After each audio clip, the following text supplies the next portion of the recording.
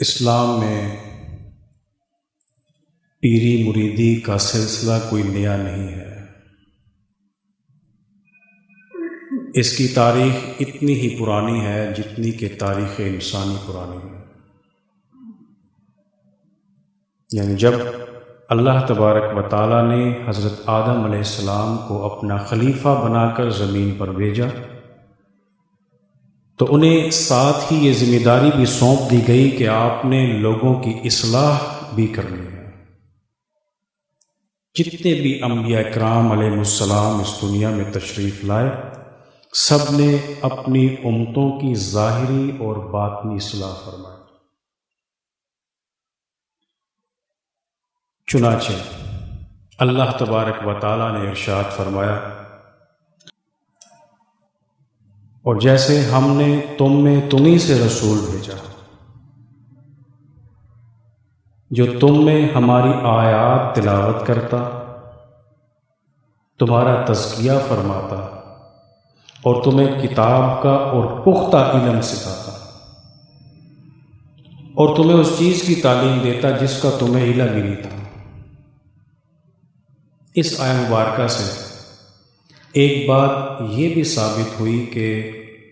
حضور علیہ الصلوۃ والسلام کی ایک صفت یہ بھی ہے کہ آپ لوگوں کا تزکیہ فرمایا کرتے تھے۔ تزکیہ شاید آپ کے لیے کوئی نئی چیز ہو۔ باطن کی صفائی کے لیے لفظ بولا جاتا ہے، یعنی جب کوئی شخص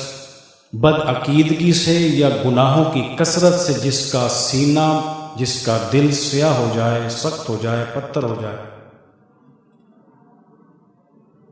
تو اسے گناہوں کی بیماری لگ جاتی ہے، اس کا باطن سیاہ ہو جاتا ہے، اور جب وہ کسی اللہ والے کے پاس جا کر اس کا علاج کراتا ہے، اپنے باطن کی طہارت اور پاکیزگی حاصل کرتا ہے، اسے مصفہ مجلہ کرتا ہے، تو اسے تزکیہ نفس کہا جاتا ہے، تزکیہ قلب کہا جاتا ہے۔ اس آیت مبارکہ سے ایک بات یہ بھی ثابت ہوئی، درس قرآن اور شعبہ ہے، تزکیہ نفس اور شعبہ ہے۔ چونکہ بدعقیدگی اور گناہوں کی کثرت سے جب لوگوں کا دل سیاہ اور پتھر ہو جاتا ہے، پتھر کی طرح سخت ہو جاتا ہے، بلکہ قرآن کہتا ہے کہ انسانوں کے دل ایک مقام پر پتھر سے بھی زیادہ سخت ہو جاتے ہیں، تو پھر ایسے شخص پر درس قرآن کا اثر نہیں ہوتا، چونکہ وہ باطنی مریض ہوتا ہے، باطنی طور پر بیمار ہوتا ہے، اسے گناہوں کی بیماری لاحق ہو جاتی ہے۔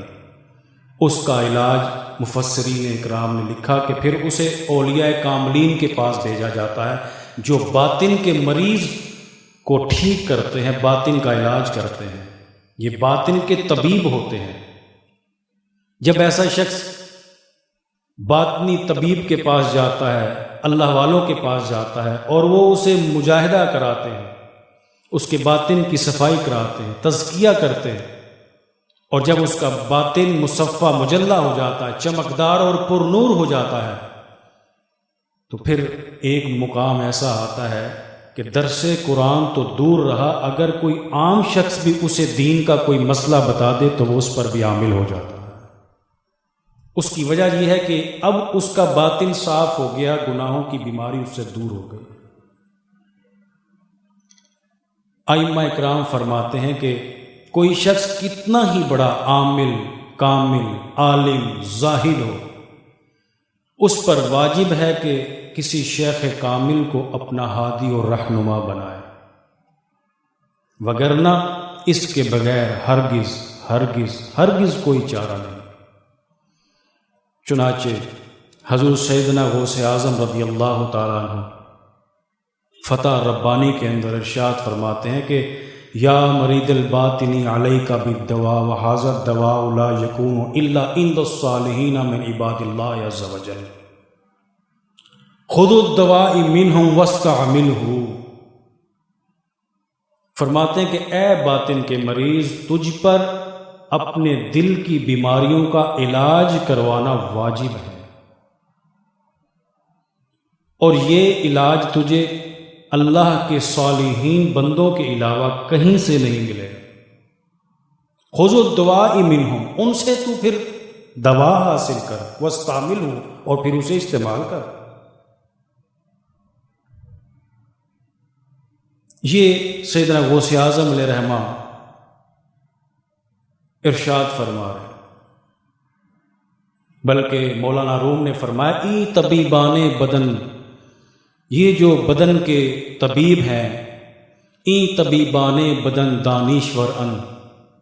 یہ جو اللہ والے ہیں یہ بدن کے طبیب ہوتے ہیں اور دانشور ہوتے ہیں۔ بر مقام توز تو واقف ترن، اور یہ تیرے مقام کو تجھ سے زیادہ سمجھتے ہیں۔